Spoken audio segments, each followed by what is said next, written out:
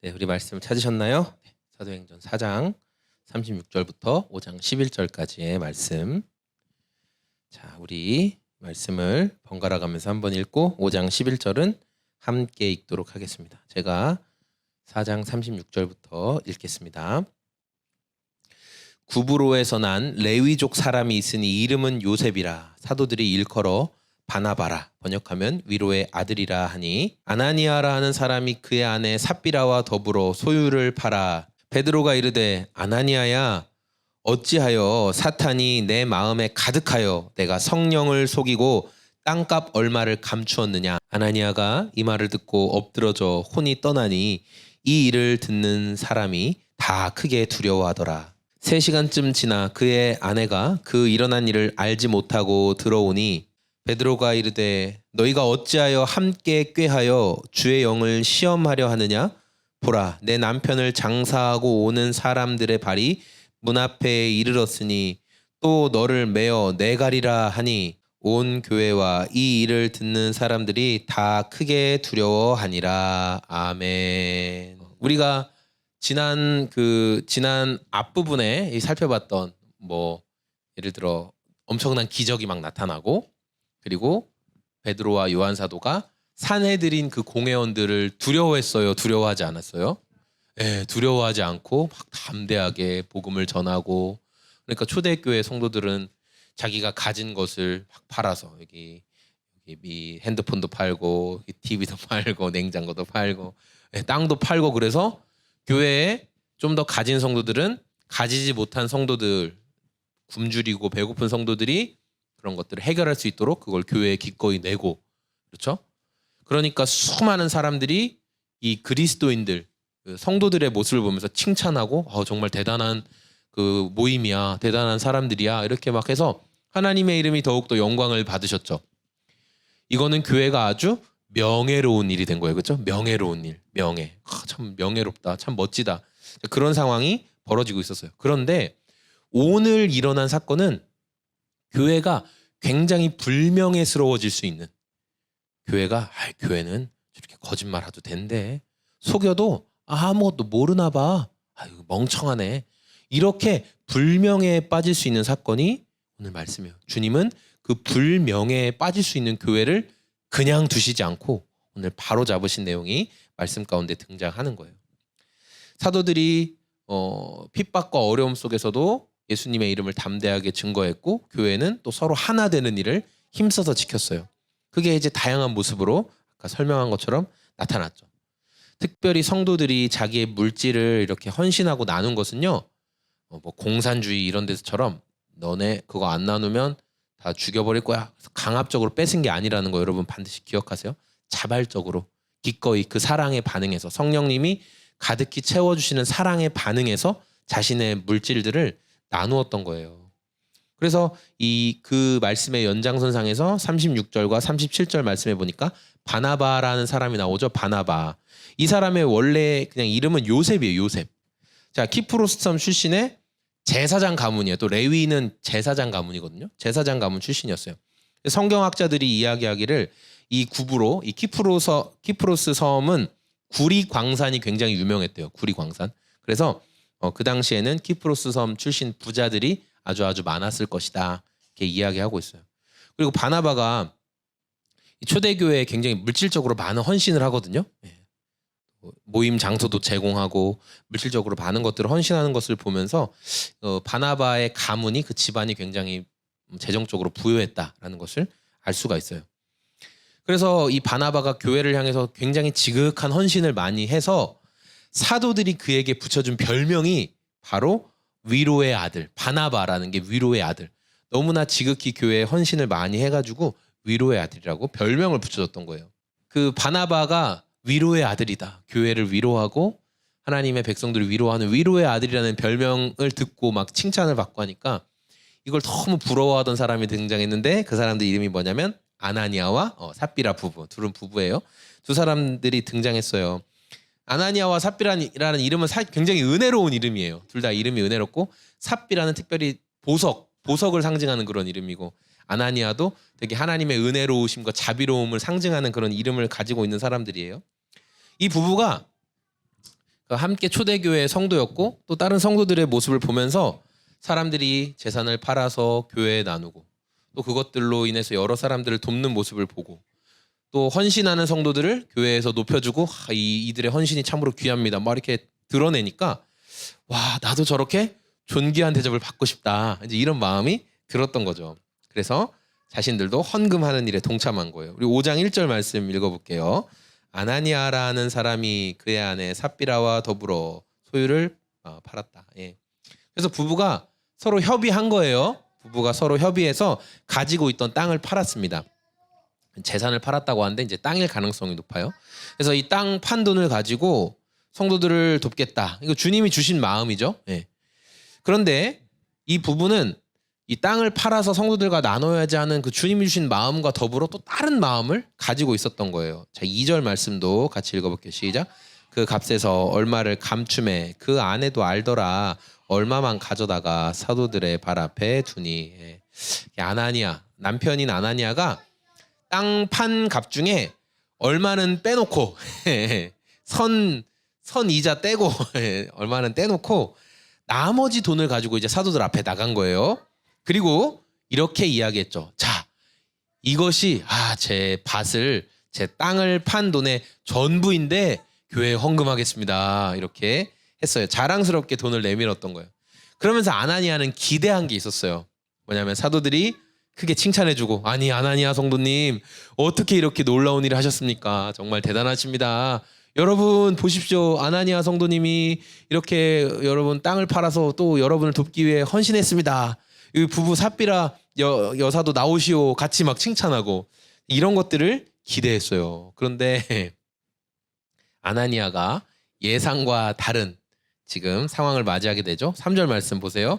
베드로가 이르되 아나니아야 어찌하여 사탄이 내 마음에 가득하여 네가 성령을 속이고 땅값의 얼마를 감췄느냐. 이 말을 이렇게 베드로 사도가 말한 거예요. 그러니까 성령님의 감동하심을 따라서 그 베드로 사도가 아나니아가 지금 사도들 앞에 땅 판 값의 전부입니다라고 내민 돈이 전부가 아니란 걸 알았어요. 예. 금액이 많고 적음이 아니라 금액이 얼마나 많았냐 적었냐 때문에 분별한 게 아니라 성령님이 다른 마음을 품고 있다는 것을 베드로에게 알려주신 거죠. 그 마음이 순수하지 않았던 거예요. 베드로는 아나니아에게 뭐라고 얘기했냐면 네 마음속에 사탄이 가득했다 이렇게 말하고 있어요. 사탄이 가득했다. 이 가득했다는 말이 굉장히 의미가 있는데요. 원어적 표현에서는 우리가 여러분 성령의 충만함을 받으세요. 사도들이 성령이 충만했다 이렇게 얘기하죠. 그 성령의 충만하다랑 사탄이 가득했다는 말이 똑같은 말이에요. 되게 무서운 말이죠.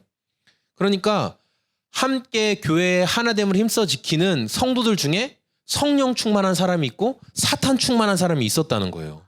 이거 되게 저는 다시 이 말씀과 원어를 묵상하면서 좀 무서웠어요. 그렇구나. 하나됨을 힘써 지키는 과정 가운데서도 성령 충만한 자들이 있고 사탄 충만한 자들이 동시에 존재할 수가 있구나. 성도라고 똑같이 불려지면서도 되게 무섭구나라는 생각을 하게 됐어요. 우리가 기도로 깨어있고 또 자꾸만 말씀의 기준에 나를 비추어 보지 않으면 성도임에도 불구하고 성령 충만이 아닌 사탄 충만이 될 수 있다는 것을 오늘 말씀을 통해서 볼 수 있어요. 사탄 충만하다는 것은 뭐냐면 사탄의 지배 아래 살아간다는 거예요. 성령 충만하다는 것은 성령님의 지배 아래 살아간다는 거예요. 누구의 지배를 받느냐. 이게 그 충만함을 나타내는 것이죠. 베드로 사도는 하나님을 속이고 사도들을 이제 이거를 우리가 법적으로 기망한다고 하죠. 기망죄 들어보셨죠? 기만죄 또는 기망죄. 그 법 표현은 기망이라고 하더라고요. 그러니까 악한 의도를 가지고 상대를 속이는 행위가 기망한다는 거예요. 자, 이제 기망하고 있는 죄를 버리고 있어요. 아나니아 성도가. 그래서 베드로가 4절에 이렇게 말하죠. 우리 4절 읽어볼게요. 시작. 땅이 그대로 있을 때에는 내 땅이 아니며 판 후에도 내 마음대로 할 수가 없더냐. 어찌하여 이 일을 내 마음에 두었느냐. 사람에게 거짓말한 것이 아니오 하나님께로다. 네. 이 말씀이 조금 한 번에 확 와닿기 어려운데 그냥 좀 더 풀어서 말하면 이런 거예요. 네가 땅을 팔기 전에도 그 땅은 네 땅이었어. 또 땅이 팔린 뒤에 그 땅값을 내가 어떻게 처분할까도 그건 네가 결정할 수 있는 거야. 이제 그 말이에요. 사도 베드로가 한 말은. 너는 땅이 그대로 있을 때도 이런 결정을 할 수 있고 땅이 팔린 뒤에도 그 값을 가지고 어떻게 할지는 그 네가 얼마든지 결정할 수 있는 건데 너는 네가 결정할 수 있는 권세를 누구에게 넘겨줬다는 거예요? 마귀에게 넘겨줬다는 거예요. 그래서 너는 그 권세를 가지고 마귀가 원하는 짓을 했다라고 베드로 사도가 말한 거예요. 너는 성령님의 통치 아래 있지 않고 마귀의 권세 아래서 지금 행동하고 있다라고 말하는 거죠. 사탄의 권세에 사로잡힌 아나니아 성도 지금 자기는 나는 하나님도 속일 수 있어. 이 사람들 이거 내가 얼마 감춘 거 절대 모를 거야. 이런 마음을 가지고 지금 교회와 사도들을 기망하는 짓을 한 거죠. 제가 이 부분을 묵상하면서 제 안에 어떤 생각이 들었냐면은 제가 어릴 때 참 질풍노도의 시기를 살았잖아요. 저는 정확히 그 아나니아가 느꼈을 감정을 제가 정확히 느껴봤는데 언제냐면은 예전에 어릴 때 이렇게 물건을 훔친 적이 있어요. 근데 되게 영웅심 같은 거였어요. 그때는 친구들이 그래서 야 너 뭐 할 수 있어? 야 걱정하지 마. 야 걱정하지 마. 과자 같은 거 내가 다 책임질게. 애들이 어떻게 해? 돈도 없잖아. 1,000원만 줘봐. 1,000원만. 뭐 있는 척하고 그 다음에 들어가가지고 촥 옷을 벌려가지고 참치도 집어넣고 뭐도 과자도 집어넣고 껌도 집어넣고 자꾸 착 올리고 살 게 없네 이러고 나왔어요. 근데 아저씨가 잠깐 멈춰 이리 와. 너 옷 안에 뭐 있어? 아무것도 없는데요. 엄청 욕먹고 너 엄마한테 다 말한다고 이렇게 얘기했어요. 그래서 두려워 떨었어요. 근데 진짜 엄마한테 말했어요. 그래서 제가 굉장히 부끄러웠는데 이 장면이 아나니아 집사가 느꼈을 감정인 거예요. 나의 숨은 생각과 속이려는 행동이 누구에 의해 밝히 드러났어요? 성령님. 베드로가 성령님을 통해서 분명하게 말한 거예요. 그러자 사탄에 사로잡혀 있었던 아나니아 집사는 엄청난 두려움에 휩싸이게 되었어요. 로나, 엄청난 두려움에 휩싸이게 되면 사람이 어떻게 되는 줄 알아? 숨을 못 쉬어. 숨을 못 쉬게. 막 숨 못 쉬고 심장이 막 터질 것 같이 쿵쾅쿵쾅. 어쨌든 어떤 신체적인 변화인지 모르지만 하나님의 심판을 받은 아나니아 집사는 성도님은 그 자리에서 진짜 죽었어요. 호흡이 떠나갔어요. 호흡이 떠나갔단 말은 뭐냐면 내쉰 숨을 다시 들이마실 수 없었다는 거예요. 한번 내쉬고 숨을 들이마셔야지 우리가 살죠. 봐봐 로우나. 하고 숨 안 쉬면 어떻게 돼요? 죽어요. 그렇죠? 그래서 성경은 내쉬고 다시 들이마셔야 산다는 거예요. 근데 한번 내쉰 숨을 다시 들이마실 수 없었어요. 하나님을 속이려고 했던 아나니아 성도는 그 자리에서 혼이 떠나고 죽게 되었죠. 교회에 있던 성도들이 그 장면을 다 봤어요. 정말 무서운 장면이었어요. 다 그 장면을 봤어요. 그리고 젊은 성도들이 일어나서 아나니아 성도의 시체를 싸서 밖으로 데려두고 나갔어요. 이스라엘이 우리 그 대한민국 문화와 굉장히 비슷한 게 많다고 하잖아요. 특별히 결혼과 장례를 되게 중요하게 생각해요. 우리나라도 원래 과거에는 결혼이나 장례 되게 크게 치렀잖아요. 이스라엘도 결혼이랑 장례를 굉장히 크게 치르고 특별히 장례에는 며칠씩 애곡해주는 사람이 같이 울어주는 사람을 돈 주고 살 정도로 굉장히 장례를 중요하게 생각하는데 오늘 아나니아의 장례는 어때요? 엄청 간결해요. 그냥 죽자마자 젊은이들이 시신을 그대로 동동 싸서 밖에 이렇게 공동 묘지나 외부로 갖다 이제 치우는 그런 모습이 등장하죠. 왜 그럴까요? 하나님이 심판하셨기 때문에 함께 뭐 울어주고 애곡할 수 있는 그런 게 없는 거예요. 동정을 받을 수 없는 죽음이었다는 거예요. 아나니아 성도는 하나님과 교회를 속이려고 하다가 어떠한 동정도 받지 못하고 비참한 죽음을 받게 됐어요. 이 사건을 보고 이제 많은 사람들이 큰 충격에 빠졌죠. 자, 우리 7절 말씀 한번 읽어볼게요. 7절 시작. 3시간쯤 지나 그의 아내가 그 일어난 일을 알지 못하고 들어오니 3시간 전에 어떤 일이 있었는지를 전혀 알지 못했던 이제 삽비라, 그의 아내 삽비라가 왔어요. 아마 성도들이 우리 시간마다 이렇게 기도하는 시간이 있었잖아요. 정해진 시간. 그래서 아마 그 시간에 그냥 온 거예요. 그냥 예배 드리는 시간이니까 왔어요. 평소와 다름없이 예배 드리러 왔지만 그래도 이 아내였던 삽비라가 기대하는 게 있었다면, 남편이 아침에 나갈 때 그 땅판 돈 이제 사도들한테 준다고 했는데 혹시 오늘 좀 내가 교회에 가면은 이렇게 사람들에게 주목과 어떤 스포트라이트를 받는 게 아닐까? 어떤 그런 기대감이 있었을지 모르겠어요. 웬걸 베드로 사도가 삽비라를 보자마자 땅판 값 이게 다냐 이렇게 물어봤어요. 그러니까 아셨구나. 남편이 말했구나. 잘됐다. 그러면서 우리 8절 말씀 한번 읽어볼까요? 8절 시작. 베드로가 이르되 그 땅판 값이 이것뿐이냐 내게 말하라 하니 이르되 예 이것뿐이니라. 아멘. 베드로가 땅판 값이 이것뿐이냐라고 물어봤어요. 그러니까 베드로의 질문을 받고 삽비라는 내가 이제 드디어 칭찬을 받는구나. 그 땅판 돈이 그게 얼만데 그 정도 했으면 칭찬 받아야지. 이제 이런 생각을 가진 거예요. 그래서 삽비라가 예 그것뿐입니다 이렇게 말했어요. 예 그것뿐입니다. 예 그것뿐입니다의 원어적 표현은 뭐냐면 옳다, 진실하다, 그렇다 그런 의미예요. 뭐냐면 100% 완전 긍정, 100% 추호의 그런 부정적인 것도 없이 완벽합니다. 예, 이건 완벽합니다 라고 이야기한 거죠. 뭐예요? 전혀 숨김이 없습니다. 우리는 완벽하게 다 드렸습니다. 이렇게 이야기를 한 거예요.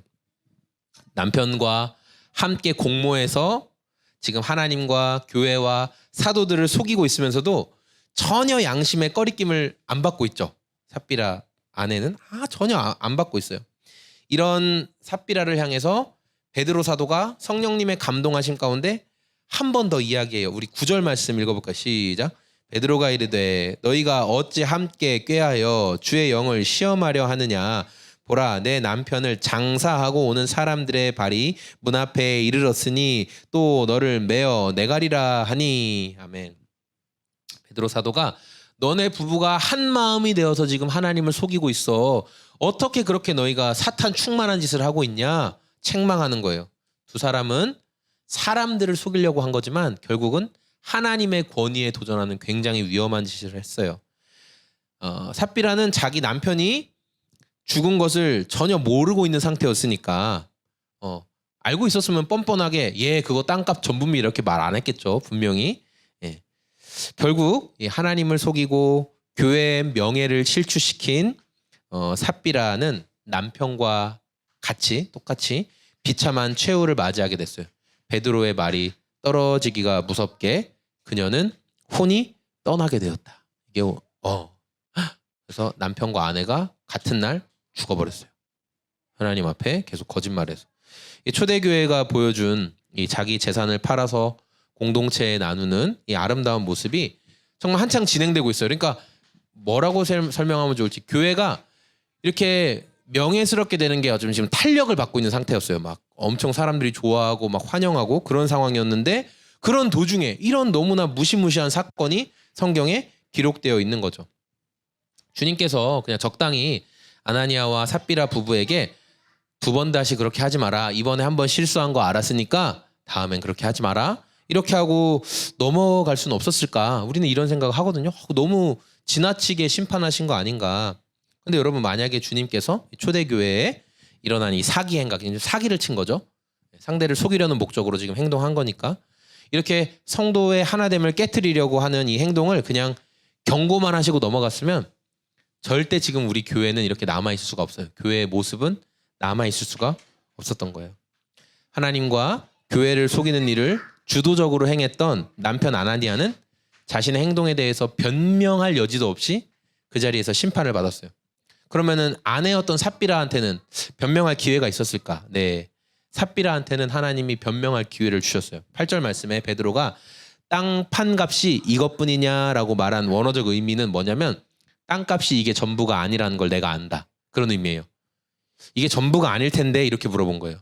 땅값이 이게 전부가 아닐 텐데 이렇게 물어본 거예요. 베드로 사도가 삽비라에게 땅값이 그게 전부가 아닐 텐데 라고 원어적으로 물어봤어요. 로이야, 그게 전부가 아닐 텐데 라고 물어본 건, 너는 지금 우리를 속이고 있는 거야. 진실을 이야기해라. 아직 기회가 있다. 진실을 이야기해라. 이렇게 말한 거죠. 그러나 그 마음속에 사탄이 충만했던 두 부부는 돌이키지 않았죠. 그리고 마귀의 소나기 아래 놀아나다가 결국 하나님의 심판을 받게 되었다는 거예요. 오늘 말씀을 정리할 건데요. 초대교회가 서로 물질을 나누어 쓰는 놀라운 모습을 보여줬어요. 영광스러운 일이고 세상 사람들도 다 부러워했어요. 아니 어떻게 저럴 수 있을까? 이거는 지금 생각해도 참 대단한 일이에요. 그렇죠? 성도들은 교회에 자신의 재산을 이렇게 드리는 거, 헌신하는 것을 굉장히 명예스러운 일로 여겼어요. 너무나 멋진 일로. 그런데 이 명예를 더럽히는 일이 지금 어두움 가운데 벌어지게 된 거예요. 바로 아나니아와 삽비라 부부가 사도들에게 칭찬받는 바나바와 또 다른 수많은 성도들을 보면서 아 우리도 인정받고 싶어. 아 우리도 칭찬받고 싶어. 이런 마음이 들었어요. 그런 마음은 나쁜 마음이 아니에요. 우리도 인정받고 싶다. 칭찬받고 싶다. 그건 나쁜 마음이 아니에요. 그런데 하나님이 이들을 심판한 이유는 뭐예요? 적게 드렸으면서 속였으면서 많이 받기를 원했어요. 똑같이 대우받기를 원했어요. 그들은 사도들과 교회의 인정을 받고 싶어서 속임수를 쓰고 그것으로 사람들을 속이고 더 나아가서는 하나님을 속이는 멸시하는 큰 죄를 진 거예요. 그들은 교회 공동체의 애도 슬퍼하는 것도 받지 못하고 불명예 속에서 세상을 떠났어요. 지금도 아나니아와 삽비라 부부는 여전히 불명예 본디오 빌라도처럼 그리스도인들이 그들을 생각할 때마다 저렇게 돼서는 안 돼. 그들은 여전히 영원히 이렇게 불명예를 안고 사는 거예요. 저렇게 살면 안 돼. 하나님은 저들의 삶인 악한 삶이라고 말씀하셨어. 우린 계속 보게 되는 거예요. 하나님께서 아나니아와 삽비라 부부의 모습을 통해서 죄를 드러내시고 다스리시는 하나님이 통치자다라는 걸 보여주는 거예요. 하나님께서는 부부가 거짓말하는 것을 알고 계셨고 그것으로 인해 교회의 순수성과 또 복음이 전파되는 것이 방해받는 걸 원하시지 않으셨어요. 교회를 불명예스럽게 두지 않으시려고 두 사람의 죄를 밝히 드러내시는 거예요. 우리는 생각하죠. 눈에 보이지 않으니까 속일 수 있겠지. 이렇게 생각해요. 그렇죠? 대부분의 범죄를 저지르는 사람들의 생각이죠. 이거 뭐 눈에 안 보이잖아. 모르잖아. 네. 하나님과 우상의 차이점이 뭔지 아세요? 하나님과 우상의 차이점? 엄청 여러 가지가 있는데 하나님과 우상의 차이점 크게는 이거예요. 우상은 내가 원하는 대로 컨트롤할 수 있는 게 우상이고 하나님은 하나님이 원하시는 것을 우리 삶에 드러내길 원하세요. 그러니까 우상은 내 마음대로 할 수 있는 게 우상이고 하나님은 하나님이 우리를 만들어 가세요. 그분은 살아계시기 때문에. 근데 우리는 하나님이 눈에 안 보이니까 어떻게 생각해요? 속일 수 있겠지. 죽은 것처럼 생각해요.